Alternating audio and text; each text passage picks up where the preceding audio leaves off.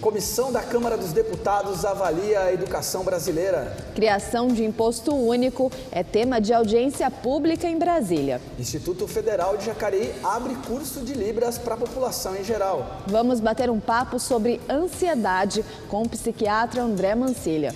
E no segundo bloco, o economista Rogério Nakata fala sobre um tema que deixa muita gente ansiosa: gestão financeira. Notícias, informações e prestação de serviço. A partir de agora, no Bom Dia Jacareí.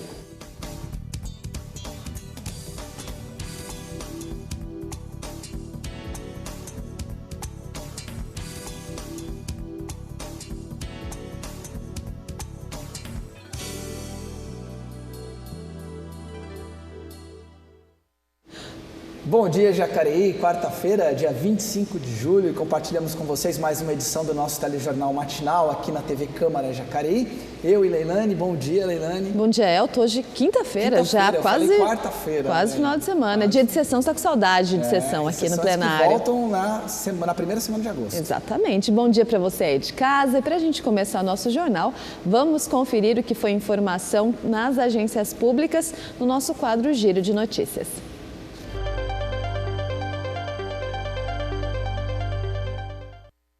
Começamos então com o Diário Jacareí. O Tribunal de Justiça de São Paulo ele suspendeu a reintegração de posse de uma área ocupada por 200 famílias de Jacareí.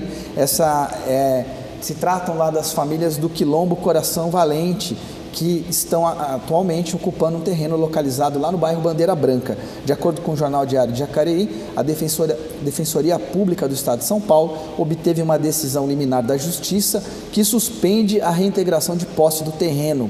A decisão foi justificada pela Defensoria em função da suspensão da reintegração, justamente devido à falta de atendimento habitacional aqui na cidade de Jacareí. Ainda de acordo com a Defensoria, não ficou provada a função social daquele terreno, que atualmente está sendo ocupado pelo Quilombo Coração Valente, lá no bairro do Bandeira Branca, o que também impediria a reintegração de posse. Vamos agora para a próxima notícia, Jornal Vale. Plano regional sairá do papel até julho de 2020, é o que promete o Estado. Prometido desde o nascimento da Agenvale, que é a Agência Metropolitana do Vale do Paraíba, em 2015, o Plano de Desenvolvimento Urbano Integrado deve sair do papel até julho do ano que vem, um ano aí para frente. É o que promete o governo João Dória, do PSDB. O plano é um instrumento importante para o planejamento regional nas próximas décadas e também para a captação de recursos junto a diversos órgãos. O Estado definiu, no mês de abril, a mudança no comando da Agenvale com o intuito de tentar, enfim, realizar as promessas para a nossa região. Aí vamos então para agora o próximo destaque do Senado. Proposta cria estatuto para colecionadores de armas, atiradores e caçadores. É de autoria do senador Marcos Rogério, do DEM de Rondônia. Esse projeto de lei, o PL 3615/2019, propõe uniformizar as diferentes interpretações legais sobre o assunto e evitar que colecionadores e praticantes de tiro desportivo e caça sejam presos indevidamente. O texto define que essas atividades são direitos de todo cidadão brasileiro e que se registram junto ao Exército. Também define diretrizes para que essas práticas sejam exercidas e fiscalizadas. Essa é uma proposta, ainda precisa ser discutida e aprovada pelos senadores. Vamos agora para o nosso último destaque, Agência Brasil. Liberação do FGTS deverá criar 2,9 milhões de empregos em 10 anos, é o que estima o governo federal. Isso mesmo, a liberação então de parte dos recursos do Fundo de Garantia, do Programa Integração Social, que é o PIS, e também do Programa de Formação do Patrimônio do Servidor Público, PASEP, permitirão à economia crescer 0,35 ponto percentual adicional nos próximos 12 meses, disse há pouco o secretário de Política Econômica do Ministério da Economia, Adolfo Sachida. Segundo ele, 2,9 milhões de empregos formais deverão ser criados nos próximos 10 anos com as medidas anunciadas ontem. Dentro dessas medidas foram anunciados que cada pessoa que tem aí as contas ativas e também inativas poderão sacar R$ 500 por ano. Então, um limite, independente se você tenha menos de R$500, o valor máximo é de R$500. Você pode optar pelo mês aniversário, né, pelo saque aniversário, que só pode acontecer no seu mês de nascimento, ou também você pode adotar, né, e continuar seguindo a regra anterior, que continua em funcionamento, que é conseguir sacar o fundo de garantia em caso de demissão, em caso de doenças ou também em caso de financiamento de imóveis. Tá aí, essa é a novidade aí na área econômica, muita discussão ainda rolando em relação a esse tema. Você vai acompanhar muitos destaques aí na mídia ainda sobre essa liberação do FGTS aí proposta pelo governo federal. Bom, hoje aqui com a gente estamos recebendo o André Mancilha para falar de um assunto que afeta muita gente, né, que é ansiedade, né? Bom dia, André. Estávamos ansiosos pela sua presença aqui já na semana passada, você está aqui hoje com a gente. Ansiedade é considerado um transtorno, é algo comum, algo que todo mundo gera essa expectativa que algo vai acontecer. Agora com a liberação do FGTS, deve ter muita gente ansiosa também. O que é a ansiedade e qual é o problema em relação a ela?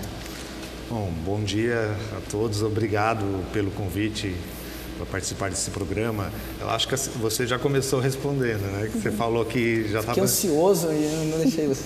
Exatamente, desde a semana passada que já está ansioso, né? Então, eu acho que é isso, né? É um transtorno, né? A ansiedade é uma situação, é uma condição presente na vida de qualquer pessoa. Né? Eu acho que para estarmos aqui, por exemplo, ficamos ansiosos, né? Estamos aqui nesse momento, né? Ontem à noite eu fui dormir já pensando, né? Tem um programa, tenho que acordar a tal horário, né? Me preparar, sair da minha casa em tal horário, chegar no horário certo, tudo isso é ansiedade, né? Então faz parte. A gente pode pensar nos homens das cavernas, por exemplo, né? Que eles ficavam ansiosíssimos, num estado de alerta, num estresse muito grande diante de uma fera, né? Diante de um animal que o ameaçasse. Ou ele lutava, ou ele brigava, ou ele lutava ou ele fugia. Então, quer dizer, imagina o estresse, a condição física dele diante dessa ameaça. Então, a gente vive hoje em dia de outras maneiras a ansiedade, né? A gente passa por inúmeras mudanças, você está falando do aspecto econômico, né? A gente vive num país com milhares de desempregados, né? Uma luta muito grande para se manter o emprego, para a pessoa poder gerir a sua casa, cuidar dos seus filhos, enfim, são várias questões que geram ansiedade, mas tem o lado bom da ansiedade. O problema é quando começa a afetar a vida do sujeito e a pessoa começa a ficar paralisada, inclusive, né? Um estresse muito grande que vai gerando uma grande ansiedade, às vezes casos de depressão e outras condições. Segundo a Organização Mundial da Saúde, o Brasil está ali liderando o ranking de pessoas com ansiedade. Tem alguma relação com o nosso sistema econômico, como você bem colocou, alguma relação com o nosso estilo de vida, com o estilo de vida do brasileiro? Então, é uma ótima pergunta, né? O que está acontecendo com esse país, né? Eu também vi essa reportagem, são mais ou menos 9 milhões de brasileiros com ansiedade, mas não a ansiedade normal, a ansiedade patológica, né? Então, é uma boa pergunta realmente, né? Eu acho que são vários fatores que afligem qualquer brasileiro, né? Eu acho que tem algumas características do ser humano, do sujeito, mas as questões externas também, né? Você vê, sei lá, catástrofes como Brumadinho, Mariana, tanta morte todos os dias nas principais cidades do país, né? A violência, o desemprego, né? Toda essa luta, né? Para se manter a vida, para se manter um padrão de vida. Eu acho que tudo isso acaba gerando muita ansiedade, talvez tenha algumas características a mais que o Brasil enfrente que outros países não tenham. Claro, né? Não vou considerar um país que esteja em guerra, por exemplo, né? Aí o estresse é muito maior. Mas um país que não tem uma guerra como é o nosso, você tem 9 milhões de ansiosos. O ano passado foram gastos parece que 3 bilhões de reais com medicação psicotrópica, né, usada para ansiedade. Quer dizer, é muita coisa, é muito dinheiro, é muita gente adoecida. Isso aí é uma coisa que tem que ser pensado, né? Talvez tenhamos algumas características a mais que outros países que nas mesmas condições do Brasil não enfrentam. Bem, André, a gente preparou uma reportagem sobre o tema ansiedade. Vamos assistir agora e a gente continua aqui depois batendo papo. Ela ronda nossas vidas em situações simples do dia a dia, seja indo ao trabalho, a um passeio com os amigos, nos dias cada vez mais intensos. Medo de situações cotidianas, acompanhado de um turbilhão de pensamentos e incertezas.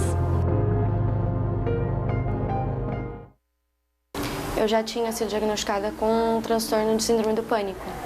E tem uma diferença muito grande da crise de ansiedade com a crise de pânico. Então eu sabia que tinha alguma coisa a mais errada e eu não sabia lidar, ou como eu lidava.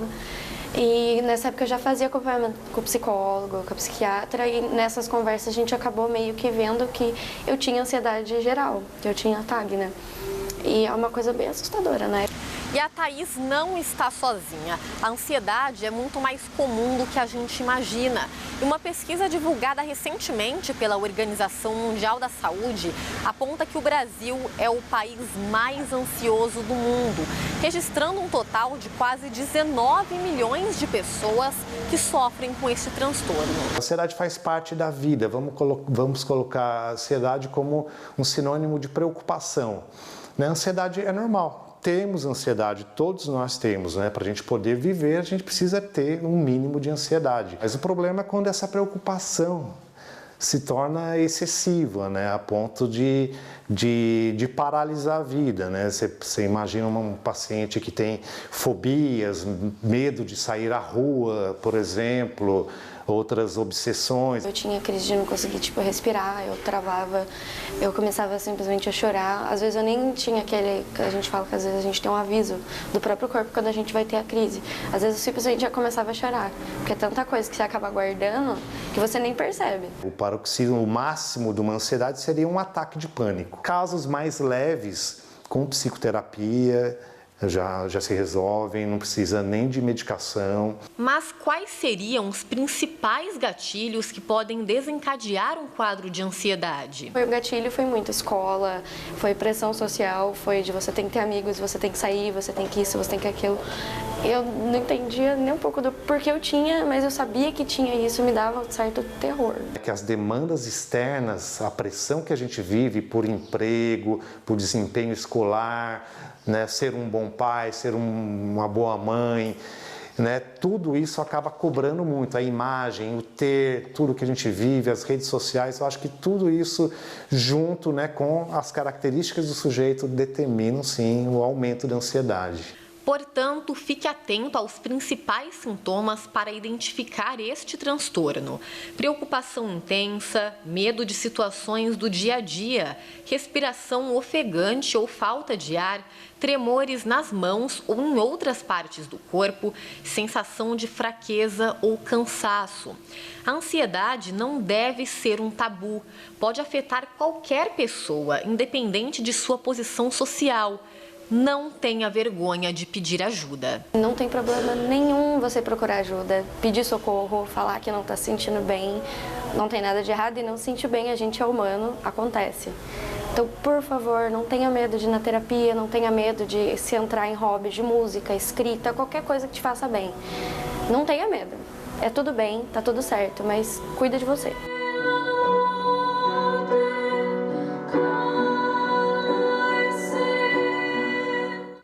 São muitos os sintomas, né, que a gente viu ali listados quando a gente fala em ansiedade. E também, caminhando ali junto com a ansiedade, eu queria saber se o mundo todo, de forma geral, tem caminhado mais para essa questão da depressão, que é considerada uma doença. O mal do século, exatamente. Tem uma relação? Uma pode desencadear a outra? Sim, pode sim. Muitas vezes a depressão vem acompanhada da ansiedade, né? A depressão, né, você vê, durante a vida toda, uma mulher tem chance de desenvolver depressão. A chance dessa mulher, 25% 25% das mulheres têm chance de desenvolver depressão ao longo da vida, pelo menos uma vez. Os homens, 13%. E por que é maior entre as mulheres? Agora fiquei até preocupada aí com esse dado. É boa pergunta, né? Eu acho que aí até tem dados estatísticos que acabam falando que muitas vezes o homem nem procura atendimento, tem algumas questões assim. Mas talvez as demandas sejam maiores em cima das mulheres também. Né? Eu acho que até essa questão, né, se for pensar no advento da pílula anticoncepcional, depois da maneira que a mulher entrou no mercado de trabalho, as responsabilidades que elas assumiram, passaram a ter muito mais estresse, talvez isso. Né? E eu acho que a questão da notificação também. Né? Muitas vezes o homem, às vezes ele vai para o alcoolismo e tudo mais e não vai ao médico, né? Às vezes acaba mascarando isso, enfim. Mas a gente vê isso realmente com maior frequência nas mulheres. André, isso até me faz pensar, tem até uma característica cultural que às vezes um transtorno mental, no homem você falou muito bem, o homem ele vai beber, ou isso é levado como um traço da personalidade. Ele é desse jeito, é uma característica do homem, e com a mulher já é taxada muitas vezes, ela é histérica, ela é louca. Isso é uma coisa que se manifesta muito no senso comum.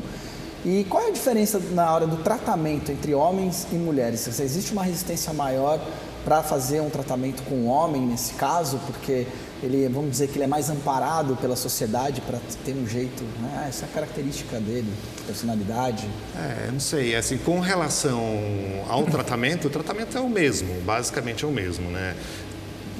Busca tratamento quem quer, né? Faz análise quem quer, vai atrás vai tomar a medicação quem quiser, quem quiser tratar, trata, né? Mas o tratamento é basicamente o mesmo, né? Tanto em termos da medicação ou da análise para o homem e para a mulher é o mesmo, né? Essa questão, sei lá, né? Às vezes o homem acaba, sei lá, talvez procura mais o álcool mesmo, acaba mascarando esses sintomas, mas em termos de tratamento é o mesmo.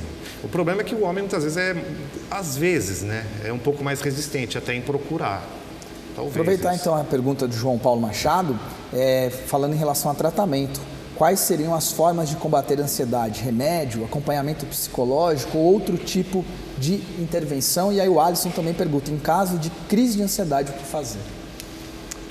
Vamos começar pela segunda. Essa crise de ansiedade, aí tem que ver qual o grau dessa crise, né? Porque, que nem a estudante falou, né, de um grau de um grau máximo, né, que é o paroxismo da ansiedade, que seria um ataque de pânico, né? Um ataque de pânico, a pessoa tem uma taquicardia, vamos dizer, uma batedeira, suores, a pessoa sente que vai morrer a qualquer instante, é um desespero muito grande, ela acaba indo ao pronto-socorro, é o máximo da ansiedade, é como se você estivesse na iminência da morte mesmo, né? Então aí o tratamento desse, normalmente essas crises passam rapidamente, normalmente dentro de 10, 15 minutos essas crises passam, né? O problema é quando a pessoa começa a ter essas crises recorrentes, às vezes 2, 3, 4, 5 vezes ao dia, durante 2, 3 semanas, quem que aguenta isso? Vai ter que entrar com medicação, não tem como ser diferente. Agora, no caso de ansiedade que já vem, às vezes é uma coisa mais branda, que não chega a um ataque de pânico, aí tem que ver a intensidade disso, o comprometimento que traz para o sujeito. Às vezes uma boa psicoterapia, seja comportamental, seja uma psicanálise, também já consegue, né, melhorar muito o paciente a ponto de sumirem, talvez até de sumirem, manter uma coisa mínima de sintomas que ele nem precisa de medicação, mas às vezes precisa associar. O que dá melhor resultado é a associação da medicação à psicoterapia, esse é o que dá o melhor resultado. Agora, André, como é que eu faço assim para descobrir? A gente falou que o Brasil está em primeiro lugar ali na lista de pessoas com ansiedade, muita gente ansiosa, a gente vê comentários, principalmente nas redes sociais, a gente vê tantas situações aleatórias que podem causar ansiedade. Agora, como que eu consigo diagnosticar que eu preciso de um tratamento para isso? Como eu saber ali qual que é a linha que divide? Ok, essa ansiedade é positiva, mas essa já chegou no limite, eu preciso de um profissional. Sim, é uma ótima pergunta, né? Não é uma coisa tão simples, né? Não existe vamos dizer, existem até algumas tabelas que você preenche valores, mas isso não acho que seja tão interessante. Eu acho que o que a pessoa tem que tentar observar é o prejuízo que ela tem sofrido, que tem trazido para ela. Às vezes a pessoa antes ela conseguia se concentrar facilmente, lia um livro com mais tranquilidade, ela lia uma página, já entendi, agora às vezes ela tem que voltar 1, 2, 3 vezes, às vezes a pessoa começa a comer em demasia e outras deixa de frequentar a casa de amigos, deixa de sair, deixa de praticar um esporte, alguma atividade que ela tinha prazer. Isso aí a gente entra um pouco para o lado da depressão, mas a ansiedade também começa a afastar a pessoa do convívio que antes ela tinha. Às vezes não tem um bom desempenho na escola, um bom desempenho no trabalho, essa questão ela já não consegue se concentrar, às vezes já não dorme direito, pensa em um assunto diversas vezes no dia, medo. Enfim, são várias coisas, né? Mas o que não existe uma maneira assim, uma fórmula para falar o que tem e o que não tem que ser tratado. Eu acho que cada um tem que parar e se avaliar e ver que prejuízo que está tendo. Nossa, há um mês, há um ano eu era completamente diferente, hoje eu já não tenho mais a mesma capacidade, as mesmas habilidades de antes. Eu acho que é mais ou menos assim. Autoconhecimento. Autoconhecimento, se Brad, avaliar. deixa eu chamar uma reportagem agora, mas daqui a pouquinho eu quero falar sobre esse aparelhinho aqui e a ansiedade. A gente vai falar um pouquinho sobre ansiedade, rede social. Mas vamos lá, aberta há 2 meses, a Comissão Externa de Educação realizou audiências públicas e visitas técnicas. A previsão é de que o relatório final saia ainda este ano.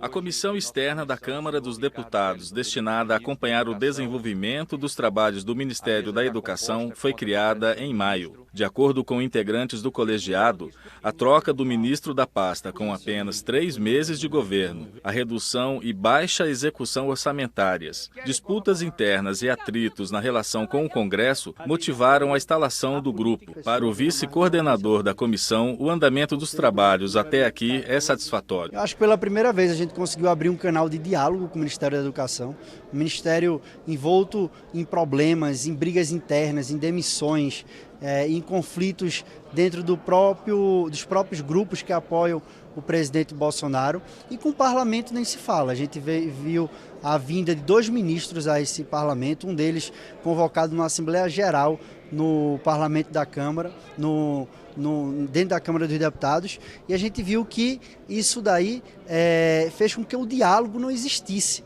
fosse só uma espécie de confronto e de guerrilha. A gente conseguiu vencer essa barreira, estamos trabalhando de maneira objetiva. Toda semana tem uma reunião com alguma secretaria, com algum órgão da administração do Ministério da Educação, e com isso a gente está conhecendo o planejamento estratégico ou as diretrizes. A comissão definiu que vai dar atenção especial a 5 áreas: a aplicação do Enem, aos sistemas de avaliação por meio de provas, a formação dos professores, a execução do orçamento do MEC e a Base Nacional Comum Curricular, a BNCC. Segundo o relator da comissão externa, existem outras razões que interessam aos parlamentares. Existe uma preocupação muito grande sobre qual é o planejamento estratégico do Ministério da Educação, especialmente levando em conta que nós estamos longe de atingir as metas do Plano Nacional de Educação. E eu vou dar um destaque especial aqui para a execução orçamentária, porque para além do contingenciamento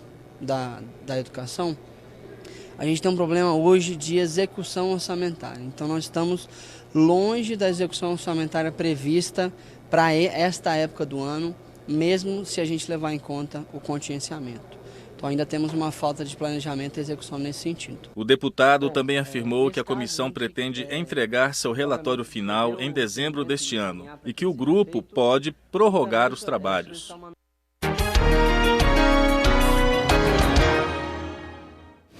Bom, vamos falar agora de oportunidade de qualificação profissional. Dessa vez, para quem deseja aprender a língua brasileira de sinais. O Instituto Federal está com inscrições abertas para o curso de Libras intermediário. Saiba mais informação no nosso boletim de notícia.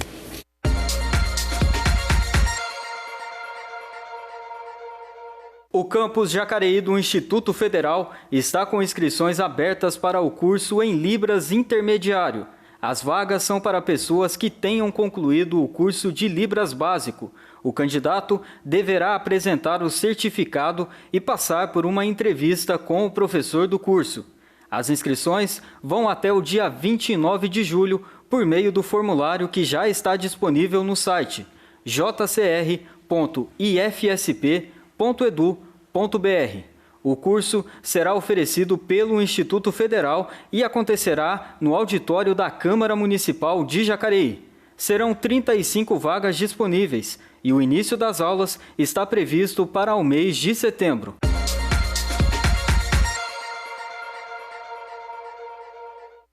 Muito bem, voltamos aqui hoje recebendo o psiquiatra André Mancilha. Estamos falando sobre ansiedade.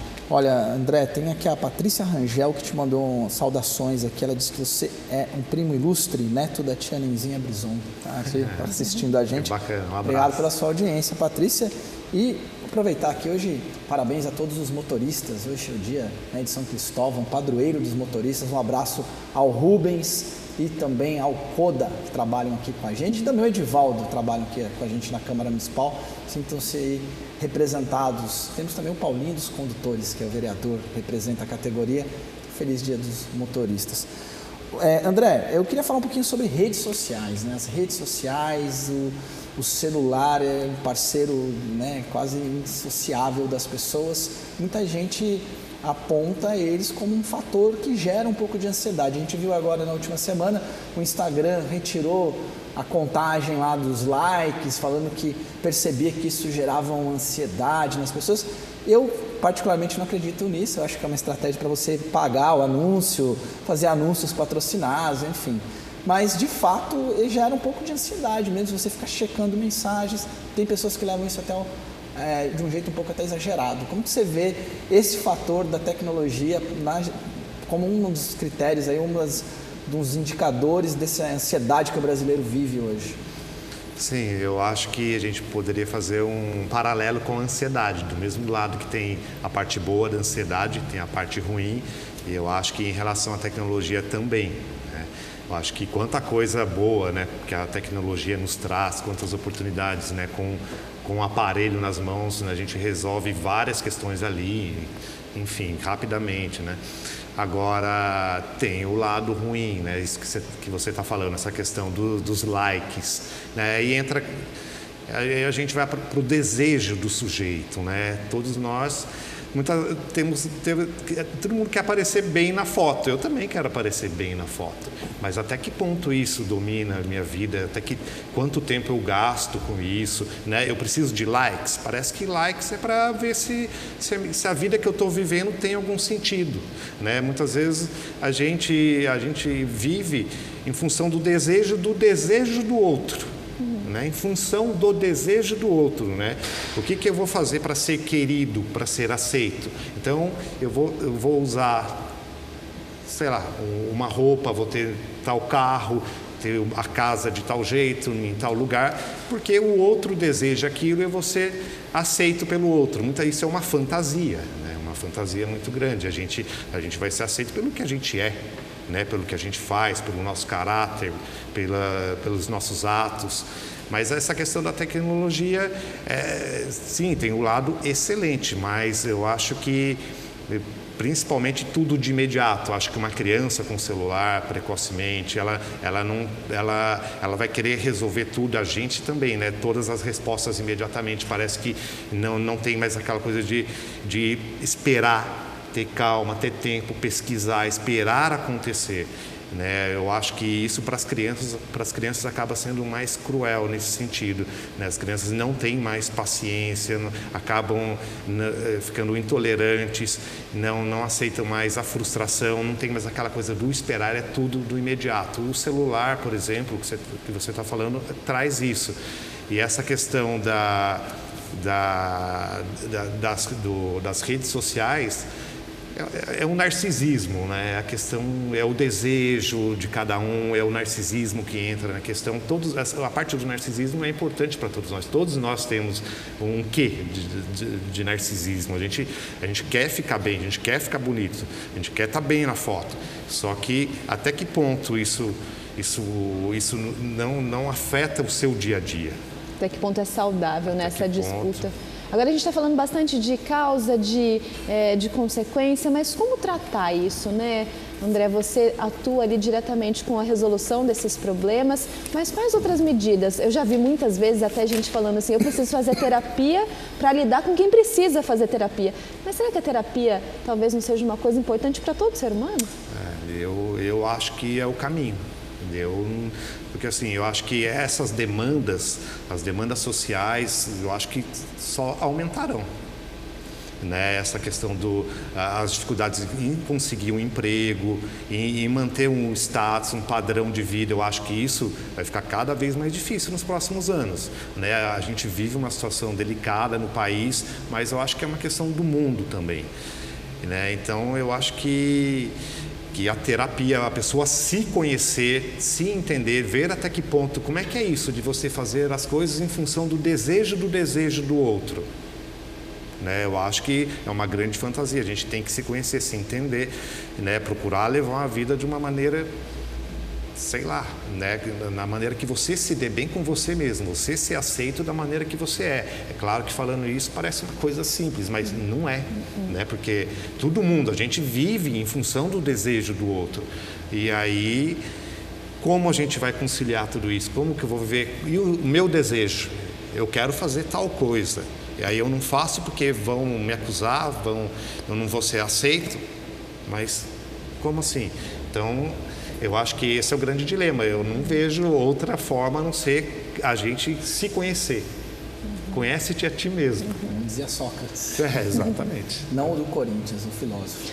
André, uma outra questão que é importante para a gente finalizar, infelizmente nosso tempo chegando ao fim, a questão da automedicação.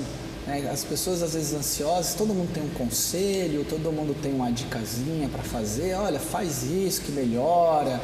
E a gente tem também casos nós estamos falando de medicamentos que, né, muitas vezes são tarja preta, eu sei que é necessário ter receita, mas alguém vai lá, às vezes toma um remedinho que tem lá da companheira, de um parente. Queria que você falasse sobre os riscos da automedicação para esses casos. Então, acho que a automedicação em nenhuma situação é boa, né? E se falando de psicotrópicos, então, eu acho que a coisa é mais delicada. Eu acho que, se for questão de medicação, essa pessoa tem que estar assistida por um profissional, né? Por um médico, um psiquiatra de preferência, né? Que possa indicar a medicação correta, a dose correta, o tempo correto. E outra coisa, há necessidade da medicação? Muitas vezes nem há necessidade de se entrar com um psicotrópico. Às vezes uma boa psicoterapia resolve e acabou, a pessoa não tomou o remédio. Né? Então, assim, todo cuidado em cima disso.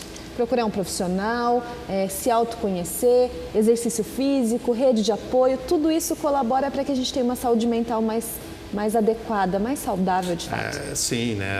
A moça, né? A estudante que passou na matéria, né? Ela com a pintura, tudo, né? Quer dizer, você ir ao encontro do seu desejo, né? Eu acho que isso é fantástico, né? Você poder fazer o que gosta, independente do que vão achar. Sei lá, eu acho que ir ao encontro do seu desejo, eu acho que isso é fundamental. Bem. André, muito obrigado pela tua participação aqui. Por nada. Um papo bem agradável e também esclarecedor. Ficamos até mais calmos, né? Sem muita ansiedade. Daqui a pouco, no segundo bloco, a gente vai falar sobre gestão financeira, que é um assunto que deixa muita gente ansiosa. Vai estar com a gente aqui o Rogério Nakata. Não saia daí, voltamos já.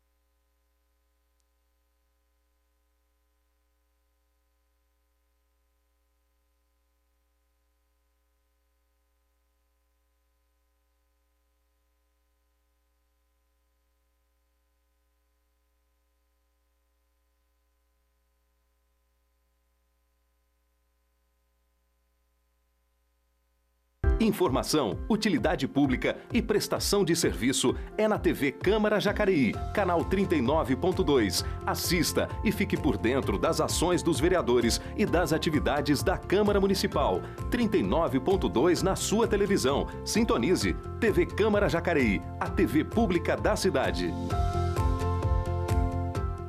Cada gota conta. Aqui na cafeteria, no banheiro, coloquei uma garrafa PET com areia na caixa acoplada, reduzi o volume de água e ao puxar a descarga, a economia é grande. Esses pequenos detalhes fazem a diferença. E você, está economizando? Governo do Estado de São Paulo.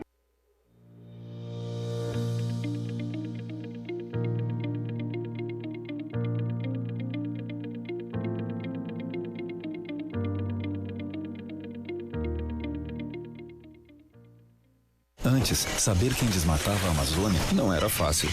Mas agora o Ministério Público Federal utiliza a tecnologia de satélite que monitora toda a região, identificando e produzindo provas para penalizar os verdadeiros responsáveis pelo desmatamento ilegal.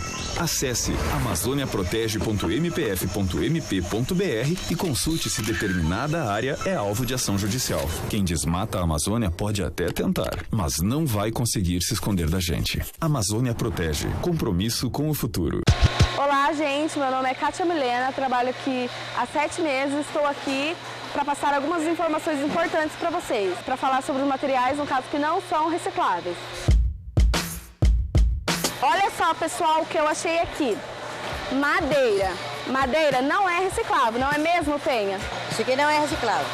Isso aqui é madeira que a gente tem o caminhão cata-treco que passa uma vez por mês, bairro a bairro, pegando esse tipo de material para levar para o aterro sanitário. Quem não conhece o caminhão do cata-treco, entra no site da prefeitura e lá fica bem informado quando que passa o caminhão. Se precisar antes do mês, é só entrar lá e pedir, agendar e pedir para poder retirar o que é rejeito do quintal da gente. Como madeira, tronco de árvore, móveis velhos, móveis de madeira. Agora, geladeira, fogão, micro-ondas, essas coisas são para nós aqui da cooperativa. É reciclagem para a gente. Espero que vocês estejam entendidos essas dicas de hoje. Até a próxima e tchauzinho.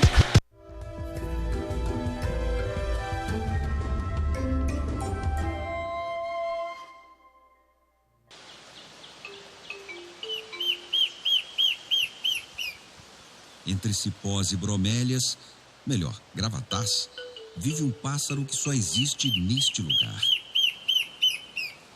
O seu canto potente chama a atenção. Destemido, se aproxima sem cerimônia, mesmo sendo raro e famoso. É o gravatazeiro.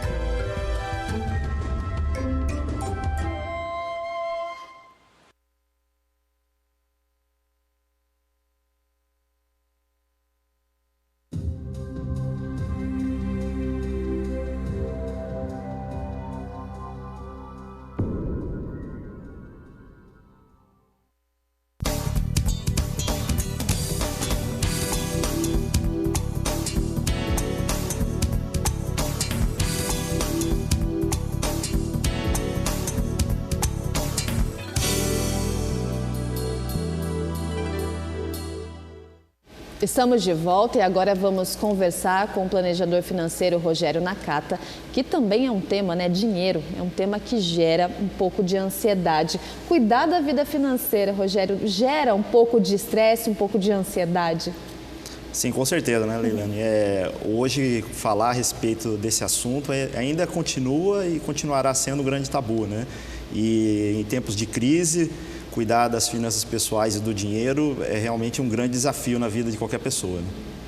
A gente tem uma matéria especial, né, Elton, para a gente, antes da gente começar a nossa conversa aqui, acho que os brasileiros não têm o hábito de conseguir ali se organizar financeiramente. A gente tem uma matéria aí sobre gestão financeira, você consegue ter o controle dos seus gastos. Uma pesquisa divulgada pelo Serasa apontou que o brasileiro não tem esse hábito. Vamos rever uma matéria da TV Câmara e conversar com o Rogério para saber se essa situação mudou nesses últimos 2 anos. A pergunta é clássica. Você costuma controlar seus gastos? Sim, porque meu marido é aposentado, né? E se a gente não tiver um controle, não tem como. Porque a aposentadoria que ele tem, né? Não dá para nada. Sim, eu estava explicando isso pro meu filho aqui agora. Não é tudo que a gente pega e olha que tem que comprar. Tem que saber administrar tudo certinho. Primeiro as prioridades, depois a gente vai gastando aquilo que a gente pode e controlar, não é? É assim que a gente faz. Mas não é todo mundo que se preocupa com esse planejamento. De acordo com o Serasa, 61 milhões de brasileiros ficaram inadimplentes em 2017, o índice mais alto desde 2012. A Andressa é gestora financeira e faz um balanço desse cenário. A gente carece aqui no Brasil mesmo de uma educação financeira. Então aqui a gente tem uma cultura muito forte do imediatismo. Eu não posso esperar juntar o dinheiro para conseguir comprar aquilo que eu quero à vista. Então hoje a gente tem muita facilidade, parcelamento, então o brasileiro em si ele não aprende a esperar. Desses números que você falou, em torno de 10 a 11% desse grupo dos inadimplentes, eles estão assim com 50% da renda comprometida só com dívidas. A Patrícia é empreendedora. Ela já passou por apuros financeiros, mas depois de um curso de gestão, aplica na prática um método de planejamento. E essa economia sobrou até para o filho de 2 anos. Imaginava que estava fazendo correto, mas sempre faltava o dinheiro, a conta não fechava. Aí você começa a se questionar, mas entrou dinheiro. Não são tantas contas assim, não são contas tão altas. O que está acontecendo? Hoje a gente faz assim, às vezes você vai comprar alguma coisa e está fora do seu orçamento, aí você fala, esse a mamãe não tem, mas para esse a mamãe tem, para ele entender que há diferença e que ele pode ter um brinquedo, um produto que ele queira pagando menos. Aí fala assim, o mês que vem, se o Igor fizer isso, ele ganha. Então tem maneiras que a gente começa a educar, né? E uma dica interessante que às vezes as pessoas não pensam muito, né, quando estão endividadas ou estão vivendo meio que no limite, elas pensam muito em reduzir, cortar gastos e às vezes já não está dando, não tem mais de onde cortar. Então uma dica interessante é pensar em renda extra. Como que eu posso gerar renda extra? Então, às vezes, a pessoa tem um talento para fazer doces ou salgados. Ela pode fazer e vender e aumentar a renda, né? E é importante que as pessoas aprendam, o que é uma dificuldade também dos brasileiros, a viver abaixo do padrão de vida que a sua renda permite. Então, sua renda permite aqui, viva aqui. Porque aí você tem um espaço aqui de conforto, né? Que você, num momento de emergência, você tem aonde recorrer, que você pode alcançar outros sonhos, realizar projetos, fica mais fácil. Se você vive, seu padrão é aqui, você vive aqui, você está no limite, então você está apertado. Qualquer imprevisto, qualquer coisa que sai um pouquinho da linha, já vai dar uma turbulência nas finanças gerais aí da família, da casa, né? A gente viu ali, né, que as pessoas disseram que, de fato, elas se preocupam com essa questão do planejamento. Mas dados do SPC Serasa dizem que a maioria dos brasileiros, infelizmente, não conseguem realizar esse planejamento. Alguns alegam falta de dinheiro mesmo, esquecimento, falta de tempo. Isso é realmente uma realidade aqui no nosso cenário brasileiro, quando a gente fala de saber poupar? Sim, poderíamos acrescentar também essa questão não só da falta de tempo, falta de dinheiro. Aquela questão da falta de dinheiro é até mais delicada, né? Porque realmente se a pessoa tem essa carência, daí sim que ela precisa cuidar realmente dos recursos financeiros para ela aprender melhor a como gerir aquilo que ela ganha, né? E também aprender a destinar melhor os recursos financeiros, né? E tem outro fator também que poderia acrescentar aí, que seria a preguiça, né? Muita gente tem preguiça de falar a respeito desse assunto, de parar 15 minutos para tratar sobre o tema com a família, e isso acaba causando realmente problemas financeiros bastante acentuados por essa falta de planejamento financeiro. Rogério, tem duas coisas que não sei se tem como separar. Uma coisa é você saber administrar o recurso que você tem, né? Muita gente fala, mas eu nem ganho o suficiente para economizar. Mas tem uma coisa que é você gerir o dinheiro que você tem, fazer economias, usar ele de forma mais inteligente no dia a dia. E a outra é saber investir o dinheiro. São coisas realmente diferentes? A gente costuma dizer que poupar, né, tem uma diferença de poupar e investir, né? Poupar é você guardar dinheiro, economizar. Agora, investir o que é? Você colocar o seu dinheiro para trabalhar por você e para você, né? É fazer com que os juros compostos trabalhem a seu favor e não contra você, por exemplo, quando a pessoa entra no cheque especial, quando ela paga os juros do rotativo do cartão de crédito, onde as taxas realmente são absurdas.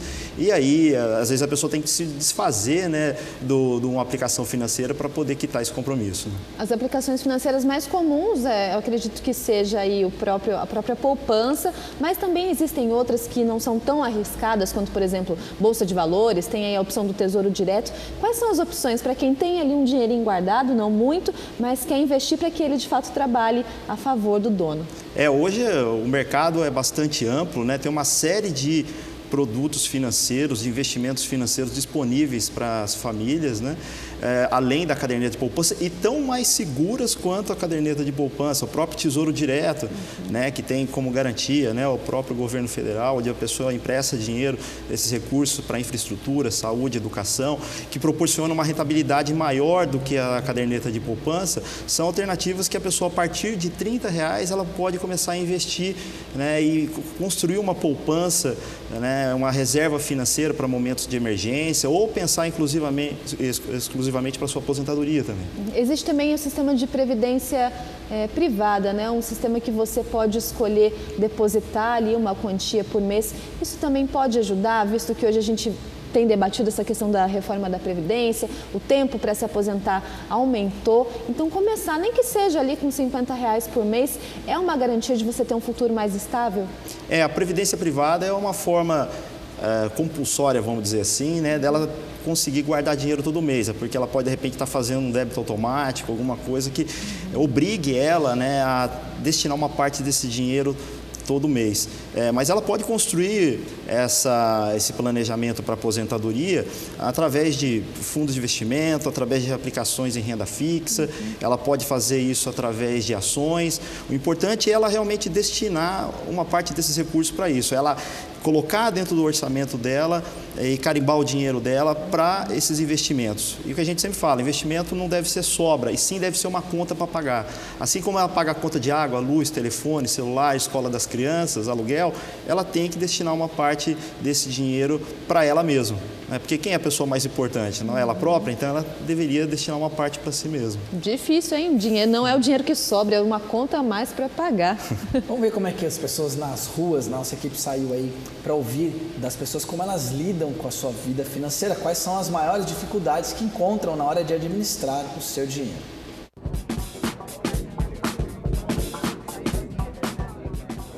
O senhor tem dificuldade para administrar sua renda do mês? Como que o senhor faz?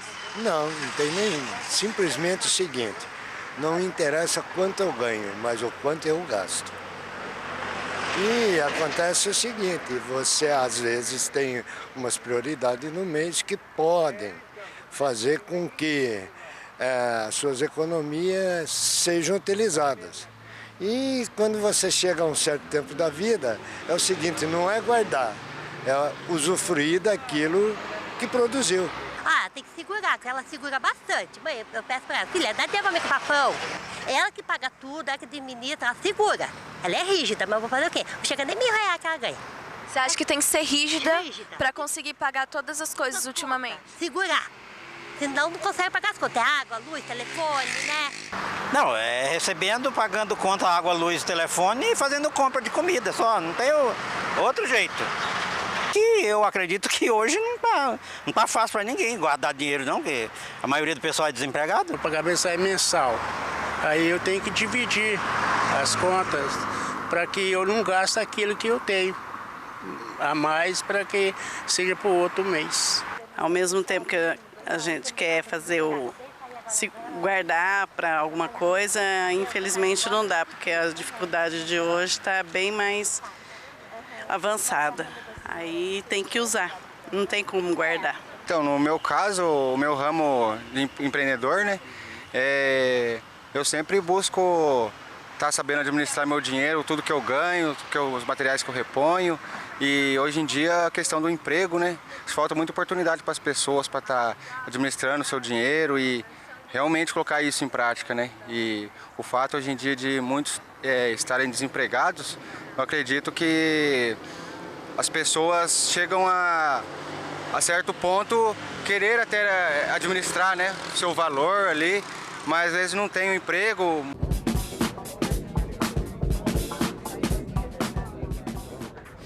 Aí, ó, de forma geral, tem essa questão que a gente apontou de que não tem dinheiro, como que eu administro, se tem dificuldade, questão de desemprego, essa relação entre o que eu ganho e o que eu gasto, como que você avalia? E todo mundo tem uma ideia sobre o que fazer com o seu dinheiro, de certa forma.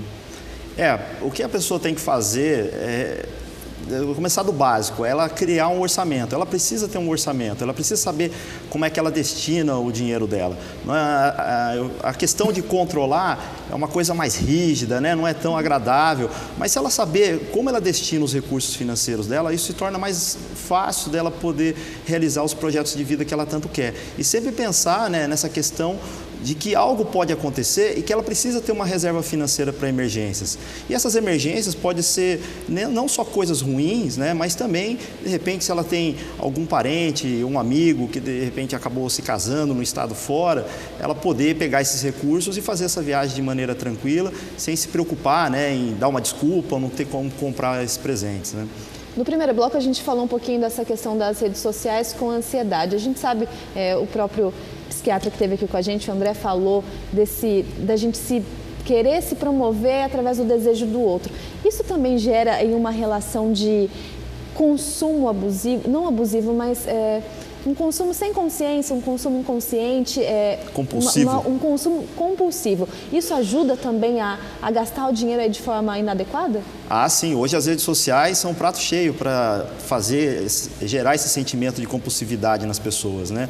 E outra coisa, você entra em determinado produto, você mesmo não querendo comprar aquilo, depois de um tempo você vai ficar vendo várias vezes aquilo na tela, porque existe um sistema de captura do que você andou buscando e você vai ser bombardeado para comprar aquilo, né? Então hoje não dá mais para praticamente você desligar a televisão e não ver mais nada. Hoje você vai abrir o seu celular, você vai entrar nas redes sociais, você vai ser bombardeado por essa necessidade, né, de adquirir alguma coisa. Isso é ruim, isso gera compulsividade, isso gera problemas psicológicos, isso gera problemas financeiros, né, e faz com que as pessoas aí, inclusive, deixem de ter o foco naquilo que é importante, que é de repente destinar uma parte dos seus recursos para os seus mais almejados projetos de vida. A pessoa, às vezes, ela está logada no Facebook ou no Google e faz uma pesquisa sobre Salvador. Aí fica aparecendo para ela várias propagandas depois sobre Salvador. Ela acha que é o destino, né?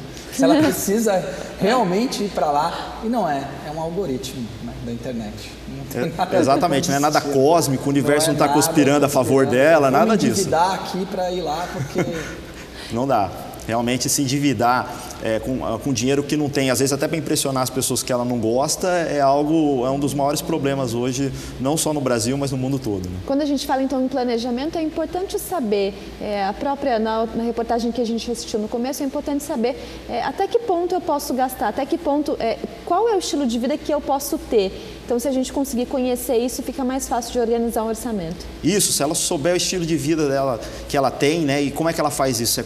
Primeiro fazendo um orçamento estimado. Quanto é que eu imagino que eu gasto com supermercado, com moradia, né, com transporte, com saúde, e ela depois comparar se aquilo que ela realmente gastava, imaginava, é aquilo que realmente ela gasta no dia a dia, ou seja, ela tem que anotar isso, ela precisa fazer isso ou numa planilha no Excel, ou hoje tem aplicativos, né, que ela pode utilizar no próprio smartphone. Então hoje não tem desculpa, ela tem como realmente se planejar, ela tem como ver se ela não saiu fora da rota dela antes que ela atinja aí um ponto de colisão, né, acabe batendo aí numa rocha, numa parede, né, ou seja, acaba caindo num grande endividamento em virtude dessa falta de orçamento. Bem, vamos falar sobre um outro tema também relacionado à economia. Juntar num só imposto 5 tributos sobre o consumo de bens e serviços que hoje são cobrados pelo governo federal, os estados e municípios. Essa é a proposta da reforma tributária que a Comissão de Constituição e Justiça está analisando. A CCJ realizou audiências públicas sobre a proposta de emenda à Constituição que cria um imposto único sobre o consumo de bens e serviços no país.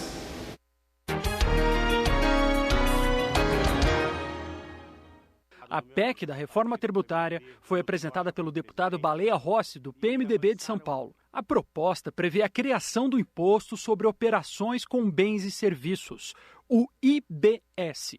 juntando todos os tributos atualmente cobrados que têm a mesma característica: o IPI, o PIS e a COFINS do governo federal, o ICMS dos governos estaduais e o ISS das prefeituras. A transição seria feita pouco a pouco, aumentando a alíquota do IBS e diminuindo a alíquota desses 5 impostos, que deixariam de existir em 10 anos.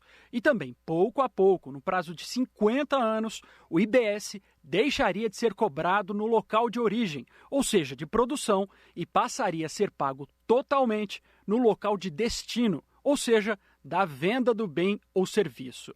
A arrecadação do novo imposto iria para um caixa separado do Tesouro Nacional, e o governo federal, os estados e os municípios teriam acesso automático aos recursos a que tem direito.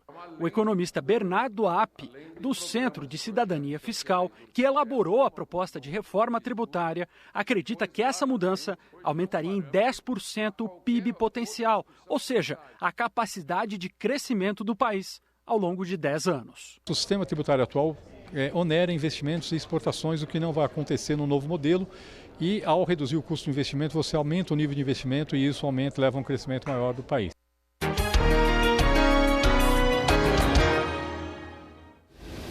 Aí, muito bem. Bom, essa questão dos tributos também, temos agora a questão da liberação do FGTS. Aproveitar um pouquinho, a gente está falando de questão financeira. Você acha que isso traz impacto na economia? E se esse impacto desse recurso acaba impulsionando ainda mais o consumo? Como que você está vendo essas mudanças, essas propostas que estão circulando aí? Acompanhando dados anteriores, mais de 40% das pessoas, quando foi feito o ano passado, essa liberação do FGTS, utilizaram esses recursos para consumir mais. Isso, obviamente, vai gerar, vai fazer com que a economia rode, as pessoas fazendo compras e os comerciantes vendendo mais, as fábricas produzindo mais, isso gera um aspecto positivo na economia.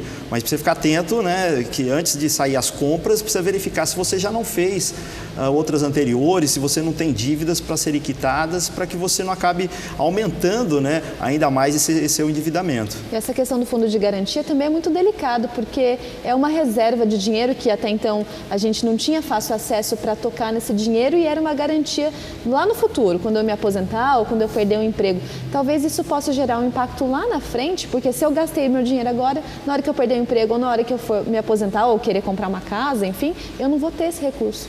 Exatamente. Seria interessante ela poder sacar esse recurso e investir numa aplicação financeira melhor, Até porque o Fundo de Garantia por Tempo de Serviço, ele rende 3% mais TR, ou seja, praticamente nada, menos do que a caderneta de poupança. Então, se ela puder ter acesso a isso para investir, seria ótimo. Mas a maioria das pessoas vai fazer o quê? Vai pegar esse dinheiro, vai consumir, vai fazer mais, vai aumentar o seu consumo, vai acabar fazendo mais endividamento, ao invés, de repente, até de quitar uma dívida que ela tinha e diminuir esse seu passivo.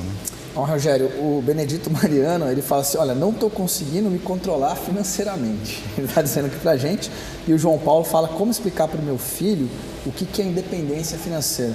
Benedito, muitas pessoas estão junto com você aí nessa questão do controle financeiro. Antes de você entrar na resposta às perguntas, vamos ver mais um Povo Fala. Nós fomos para a rua para perguntar para as pessoas o que elas pensam a respeito da educação financeira.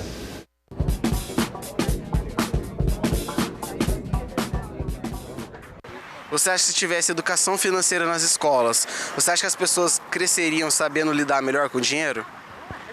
Acho que sim, Seria uma boa, Aí você fala de educação financeira na escola, sim. Eu acho que a partir de uma certa idade, principalmente nos cursos básicos, a criança tem que aprender o que é prioridade, tem que aprender o que é poupar. Olha, é um negócio muito difícil, porque para começar todo mundo ganha mal, Para começar todo mundo ganha mal, então não tem muito o que aprender a administrar. Se você não tem o que administrar, não tem o que progredir com isso, certo? Então é difícil demais. Com certeza, a escola é a base, Se a gente vem na educação com o intuito de educar financeiramente, a criança vai crescer já tendo uma boa índole, sabendo administrar seu dinheiro, porque hoje em dia a administração é tudo, Com certeza.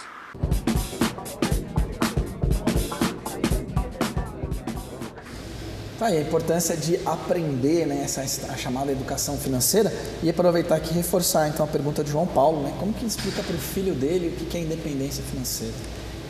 Nada mais, nada menos, é construir essa tal independência financeira, né? É ensinar para o filho, para a filha, desde pequeno, a importância de não gastar todos os recursos financeiros para que lá na frente ela possa se planejar para poder pagar a sua faculdade, poder ser independente, né, dos próprios pais. É construir essa educação desde pequeno, fazendo com que essa criança aprenda o valor do dinheiro, saiba que não deve gastar tudo, e sim se planejar para ter um futuro mais tranquilo. Isso seria o que a gente poderia dizer, como explicar isso para uma criança, o que é a independência financeira, né? Você acha importante falar com a criança desde cedo sobre dinheiro? Tem muita gente que fala que não, isso não é legal falar com criança. Você acha que tem sim que falar, tem que começar uma educação financeira de uma forma até mais formal, mais sistemática? Sim, Elton, isso é fundamental, porque as crianças hoje, elas têm um poder de influenciar os pais de irem às compras que é bastante acentuado, bastante grande. Então, se você não ensina seu filho a como dar valor ao dinheiro, saber que aquele dinheiro que você ganha é suado, que não é simplesmente ele pula, né, do cartão de crédito, ou ele abre a torneira, né, e pinga rios de dinheiro ali. Se isso não for deixar isso muito bem claro para a criança, você vai acabar criando uma criança financeiramente mal educada, né, vamos assim dizer. A gente está vivendo um momento difícil no país, né? Muita gente desempregada. A gente viu o seu Walter falando ali na entrevista de que às vezes a gente não tem nem dinheiro. Como é que eu vou administrar se eu não tenho nem o que administrar?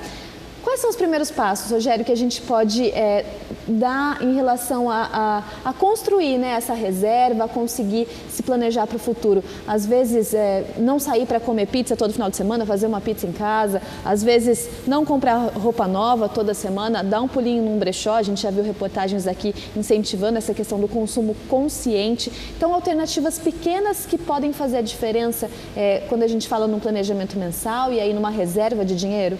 Sim, tudo começa, a gente pode dizer, pelo orçamento. Ela precisa ter um orçamento. Se ela não tiver um orçamento, ela não tiver um mapa, ela não sabe para onde ela está indo. E se ela não sabe para onde ela está indo, qualquer lugar serve, né?